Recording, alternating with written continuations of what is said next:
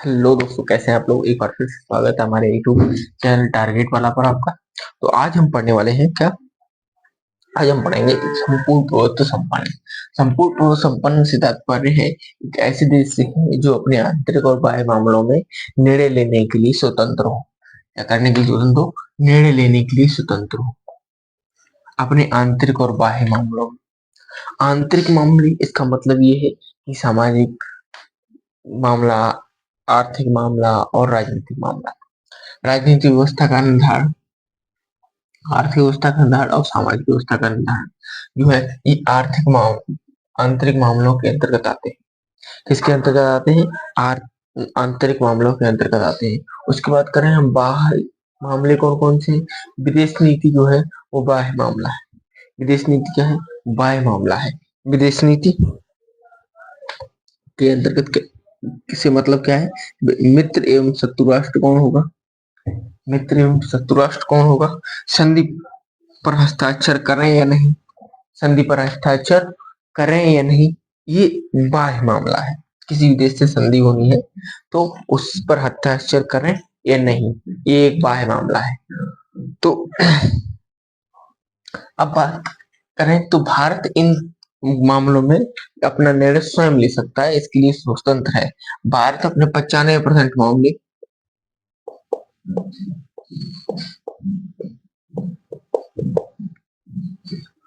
मामलों में 50% मामलों में स्वतंत्र है।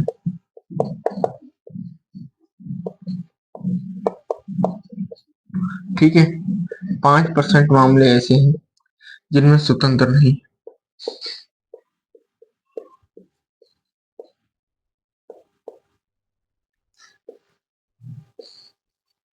जिसके आधार पर ये माना जा सकता है कि भारत संपूर्ण प्रभुत्व संपन्न है।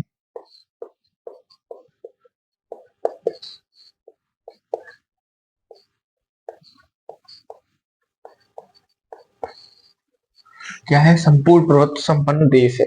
ठीक है, संपूर्ण प्रभुत्व संपन्न देश है। क्योंकि क्योंकि वह अपने 95% मामलों में स्वतंत्र है। कौन कौन से 95 मामले हैं? एक तो राजनीतिक मामला है, आर्थिक व्यवस्था का मामला और सामाजिक व्यवस्था का मामला है। ठीक है, ये आंतरिक मामले ही, इनमें भारत स्वतंत्र है। और विदेश नीति जो कि बाह्य मामला है, इसमें भी भारत स्वतंत्र है। किस पर हस्ताक्षर करें, मित्र राष्ट्र कौन होगा, शत्रु राष्ट्र कौन होगा, ये भारत स्वयं डिसाइड करेगा। कोई अन्य देश ये बात डिसाइड नहीं करेगा कि भारत का विदेश नीति क्या होगी। दूसरी बात करें अगर, भारत 5% कौन से मामले हैं जिनमें स्वतंत्र नहीं है। भारत कौन से 5% ऐसे मामले हैं जिनमें स्वतंत्र नहीं है? जैसे जैसे वैश्विक मुद्दे जो होते हैं, वैश्विक मुद्दे जो है उनमें भारत स्वतंत्र। भारत का कोई भी देश वैश्विक मुद्दों का स्वयं निर्णय नहीं ले सकता, वैश्विक मामले में स्वयं निर्णय नहीं ले सकता। जैसे कि पर्यावरण का मुद्दा है, पर्यावरण का मुद्दा है। अब भारत ऐसा नहीं कर सकता कि भारत में जितने भी वन्य प्रदेश हैं, वन्य प्रदेश जितने वन्य क्षेत्र हैं, जितने भी जंगल हैं, इन सबको कटवा दें। इन सबको कटवाने से क्या होगा? समस्त विश्व पर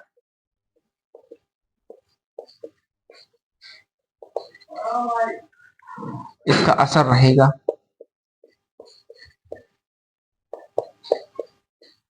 समस्त विश्व पर इसका असर पड़ेगा। इसीलिए पर्यावरण से रिलेटेड मुद्दे जो है उनको भारत स्वयं डिसाइड नहीं कर सकता। हालांकि कोई भी देश अकेला ये डिसाइड नहीं कर सकता कि पर्यावरण का मुद्दा एक वैश्विक मुद्दा है, विश्व का मुद्दा है, ये किसी देश का मुद्दा नहीं है। इसलिए इसमें भारत स्वतंत्र नहीं, भारत का कोई भी देश इसके लिए स्वतंत्र नहीं है। बात करते हैं आतंकवाद का मुद्दा। आतंकवाद का मुद्दा एक वैश्विक मुद्दा है। कोई भी देश आतंकवाद को पनाह नहीं दे सकता। ये नहीं कह सकता, पाकिस्तान भी हालांकि ये नहीं कह सकता कि हम पाकिस्तान ये नहीं बोल सकता कि हम आतंकवाद को पनाह दें। हालांकि वहां आतंकवाद है, लेकिन सामने ये नहीं बोल सकता कि हम उसको पनाह देंगे, वो भी सामने आतंकवाद का विरोध ही करेगा। ठीक है, आतंकवाद का मुद्दा क्या है? एक विश्व स्तरीय मुद्दा है, वैश्विक मुद्दा है। इसमें इसमें भी कोई देश स्वतंत्र नहीं है। ये नहीं कोई देश बोल सकता है कि मेरे यहाँ आतंकवाद फैल रहेगा, ऐसा कुछ नहीं, कोई नहीं, पनाह कोई नहीं दे सकता आतंकवाद को। परमाणु शस्त्र का मुद्दा, परमाणु अस्त्र का मुद्दा, ये भी एक वैश्विक मुद्दा है। इसका मतलब ये नहीं परमाणु शस्त्र जो है वो केवल उस जिस देश पे गिरे उसी देश पे फर्क डाले, उसका उसका असर उसी देश में रहे, ऐसा नहीं है। जब अमेरिका ने हिरोशिमा और नागासाकी पे परमाणु बम गिराया था तो उसका असर भारत में भी दिखा था। इसलिए परमाणु अस्त्रों के प्रयोग अथवा उनके इनके प्रयोग अथवा उनके आ, क्या बोलते हैं उसको,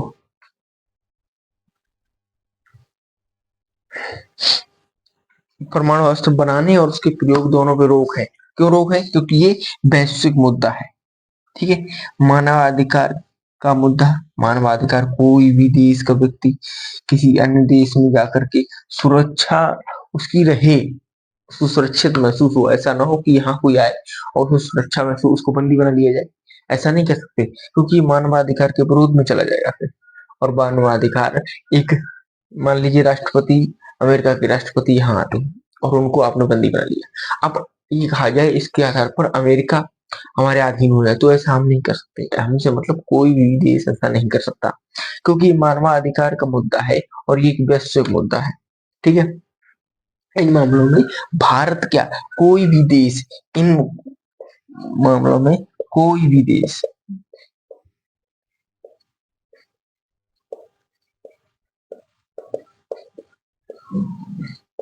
स्वतंत्र नहीं है। ठीक है, अब भूमंडलीकरण पढ़िए। भूमंडलीकरण क्या है? विश्व के देशों में भौतिक दूरी था, विश्व के देशों में भौतिक दूरी व समय का महत्व टेक्नोलॉजी की वजह से समाप्त हो गया, इसी को भूमंडलीकरण कहा जाता है। जो भूमंडलीकरण है वो विश्व के देशों में टेक्नोलॉजी की वजह से आपस में आने जाने का समय और दूरी का महत्व खत्म कर दिया गया हो गया है। क्योंकि पहले जब देश तो छोड़ दीजिए, जैसे जब पहले एक जगह से दूसरी जगह जाते थे तो कैसे जाते थे और कितना समय लगता था? पहले जिस जगह जाने में 12 घंटा लगते थे, आज वहीं पहुंचने में 4 घंटे का समय लग रहा है। तो समय का महत्व खत्म हुआ है, समय जल्दी लग रहा, दूरी का महत्व खत्म हुआ है। मान लीजिए 120 किलोमीटर में आप 12 घंटे पहुंच गए, यहाँ एक, तो यहाँ समय का मुद्दा जो है, वो समय का महत्व जो है, वो समय बच रहा है आपका, और दूरी का महत्व खत्म हुआ है। इसी को हम भूमंडलीकरण कहते हैं। टेक्नोलॉजी की सहायता से हम समय को बचाते हुए दूरी का महत्व खत्म कर दिया है। ठीक है, सभी देशों में, किसी भी देश में आप जल्द से जल्द पहुंच सकते हैं, पहले ऐसा नहीं था, जैसा कि आपको भी पता है। अब हम इसको एक बार लिख लीजिए, इसके बाद हम आगे बढ़ते हैं। तो उसमें हम वर्ल्ड ट्रेड ऑर्गेनाइजेशन वगैरह के बारे में पढ़ते हैं, जिनमें भारत स्वतंत्र नहीं है, उन मुद्दों की बात करते हैं। उनमें भारत ही नहीं, कोई भी देश स्वतंत्र नहीं है। ठीक है, इनको आप एक बार लिख लीजिए, उसके बाद बात करते हैं नेक्स्ट की। ये तो वो मुद्दे हैं जिनमें भारत स्वतंत्र है, राजनीतिक, आर्थिक, सामाजिक और मित्र शत्रु राष्ट्र को संधि पर हस्ताक्षर करें। उसके बाद ये मुद्दे वो हैं जिनमें भारत स्वतंत्र नहीं, यहाँ तक के मुद्दों में स्वतंत्र है, यहाँ के मुद्दों में स्वतंत्र नहीं है। ठीक है, तो अब बात करते हैं हम विश्व व्यापार संगठन की। इसका कार्य क्या है? ये सीमा शुल्क तय करती है, विश्व व्यापार कस्टम ड्यूटी रेट तय करती है। क्या करती है? कस्टम ड्यूटी रेट को तय करती है विश्व व्यापार संगठन। इसे हम वर्ल्ड ट्रेड ऑर्गेनाइजेशन कहते हैं, डब्ल्यूटीओ बोलते हैं इसे। क्या बोलते हैं इसे? डब्ल्यूटीओ बोलते हैं। ये क्या तय करती है? ये कस्टम ड्यूटी रेट को तय करती है, और साथ ही साथ ही वर्ल्ड बैंक की अगर बात करें तो इस WB वर्ल्ड बैंक विश्व बैंक कहते हैं, ये शॉर्ट टर्म लोन देती है कुछ कंडीशन पे, कुछ कंडीशन पे शॉर्ट टर्म लोन देती है, और वहीं इंटरनेशनल मॉनेटरी फंड जो है वो लॉन्ग टर्म का लोन देता है कुछ कंडीशंस पे। अब बात करते हैं संपूर्ण और संपन्न भारत इस क्षेत्र में भी नहीं है। भारत नहीं, जो भी जो इस के सदस्य हैं, इस संगठन के जो लोग सदस्य हैं वो संपूर्ण और संपन्न भी है, इनके लिए स्वतंत्र नहीं है। इसके कंडीशंस को मानना पड़ता है। क्यों मानना पड़ता है? कि जब तक आप उसके संगठन में रहेंगे, वो जबरदस्ती संगठन में आपको नहीं रखा गया है। इसने आपको जबरदस्ती किसी भी देश के संगठन में जो इसका संगठन बनना चाहे वही संगठन में रहे। तो भारत जो है वो WTO के संगठन में है, और तभी तक इसी कंडीशंस को मानना पड़ेगा, इसी कंडीशंस को फॉलो करना पड़ेगा जब तक इसका सदस्य है। कोई भी देश जब तक इसका सदस्य है तब तक ही इसकी कंडीशंस को मानना पड़ेगा। अब उदाहरण के लिए समझ लीजिए जैसे विराट कोहली, क्या विराट कोहली के पास सुविधाओं की कमी है?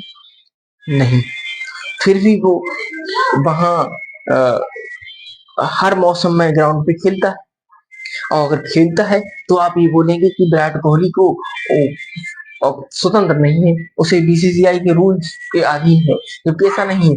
जब तक BCCI का वो प्लेयर है तभी तक BCCI के रूल्स को मानना पड़ेगा उसे। वो आज रिटायरमेंट की अगर घोषणा कर दे तो BCCI उस पर कोई दबाव नहीं डाल पाएगी। सचिन तेंदुलकर को BCCI नहीं कह सकती कि आप इसी में मत बैठिए, आप प्रैक्टिस करिए, आप अभ्यास करिए, मैच खेलिए, ऐसा नहीं कह सकती। क्यों? उन्होंने वो संगठन से अलग हो गए, अब वो उसके सदस्य नहीं रहे। इसी प्रकार से WTO का जो सदस्य है उसी के लिए WTO के नियम लागू होते हैं, उन्हीं को ये WTO नियम बनाए WTO द्वारा बनाए गए नियम उन्हीं के लिए अप्लाई किए जाते हैं, उन्हीं को वही देश मानने के लिए बाध्य है। हालांकि इससे संपूर्ण संपन्न खतरे में है, लेकिन संपूर्ण संपन्नता में बाधा तो आ रही है, लेकिन इसका मतलब ये नहीं ये अपने सदस्य को आर्थिक नीतियों को प्रभावित करता है। जो WTO है ये अपने सदस्य, जो इसके सदस्य हैं, इनको इनकी आर्थिक नीति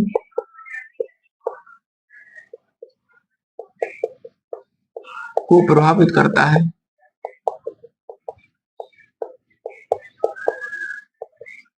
ठीक है, ये आर्थिक नीति को प्रभावित करता है WTO अपने सदस्य के देश की। ठीक है, और यहाँ जब आप वर्ल्ड बैंक से लोन लेते हैं शॉर्ट टर्म में, तो इसकी कंडीशंस को मानना पड़ेगा आपको, इसकी कंडीशंस को हर देश फॉलो करेगा। ठीक है, इसी कंडीशन को हर देश फॉलो करेगा अगर आप इससे लोन लेंगे तो। अगर लोन नहीं लेंगे तो उसका कोई दबाव थोड़ी है। यहाँ लॉन्ग टर्म चीज है कि अंतरराष्ट्रीय मुद्रा कोष और विश्व बैंक, इनसे अगर आप लोन लेंगे तो उनकी कंडीशंस को आपको फॉलो करना पड़ेगा। बात करें भारत की तो भारत 95% मामलों में स्वतंत्र और 5% मामलों में स्वतंत्र नहीं है। स्वतंत्र आपने पढ़ लिया कौन कौन से मामलों में है? आर्थिक व्यवस्था का निर्धारण, सामाजिक व्यवस्था का निर्धारण, यानी कि आंतरिक मामले और बाह्य मामले विदेश नीति होती। यहाँ स्वतंत्र वैश्विक मुद्दों में भारत नहीं, भारत ही नहीं बल्कि कोई भी देश अपनी स्वतंत्र नीति नहीं बना सकता। तात्पर्य युवा की कहा जा सकता है कि भारत एक संपूर्ण प्रभुत्व संपन्न देश है। हालांकि कुछ अपवादों को छोड़ दें, जैसे कि वैश्विक मुद्दे, इनको छोड़ दें तो भारत अपनी स्वतंत्र नीति हर क्षेत्र में बना सकता है। ठीक है, अब बात करें आतंकवाद, जैसे वैश्विक मुद्दा है, पर्यावरण का मुद्दा है, तो पर्यावरण के ऊपर भारत अपनी स्वतंत्र नीति बना सकता है। हमारा देश है तो हम सारे पेड़ कटवा देंगे अपने देश के, ऐसा नहीं कर सकता। हम अपने देश में परमाणु परीक्षण करेंगे, ना तो उसका प्रयोग कर सकते हैं ना उसका परीक्षण कर सकते हैं। हालांकि हुए हैं परीक्षण, लेकिन उसे ओपनली परीक्षण कह देना कि हम उस दिन परीक्षण करेंगे और परीक्षण करना, ये सब संभव नहीं है। ठीक है, आतंकवाद को पनाने, ये नहीं आतंकवाद की अपनी एक नीति बनाएंगे, अपना कानून बनाएंगे कि हम आतंकवाद को रखेंगे, ऐसा नहीं कानून बना सकते, ऐसी कोई नीति कोई भी देश नहीं बना सकता कि हम आतंकवाद को पना देंगे। ठीक है। और अगर वो कोई ऐसा करता है तो ये इसका उल्लंघन करता है और कोई भी देश को साथ नहीं दे सकता। तो 5% जो है, जो 5% मुद्दे हैं, इनमें कोई भी देश अपनी स्वतंत्र नीति नहीं बना सकता। अगर भारत संपूर्ण संपन्न देश नहीं, तो फिर कोई भी देश संपूर्ण संपन्न नहीं। अगर बाकी है तो भारत भी है। ठीक है, इतना क्लियर है। तो अब नेक्स्ट लेक्चर में हम क्या पढ़ेंगे? नेक्स्ट लेक्चर में पढ़ेंगे हम समाजवाद। समाजवाद भी हम पढ़ेंगे और ये हमारा संपूर्ण संपन्न देश नहीं था। और ये हम समाजवाद पढ़ेंगे। तो आप टारगेट वाला कुछ जरूर सब्सक्राइब करिए, शेयर करिए, बेल आइकन को भी दबा दीजिए ताकि हमारे आने वाले वीडियो की अपडेट जल्द से जल्द आपको मिले, सबसे पहले आपको मिले। ठीक है, तो हम चाहेंगे अब कि इसको यहीं तक बराबर मिलते हैं नेक्स्ट वीडियो में। तब तक के लिए धन्यवाद। Thank you for watching.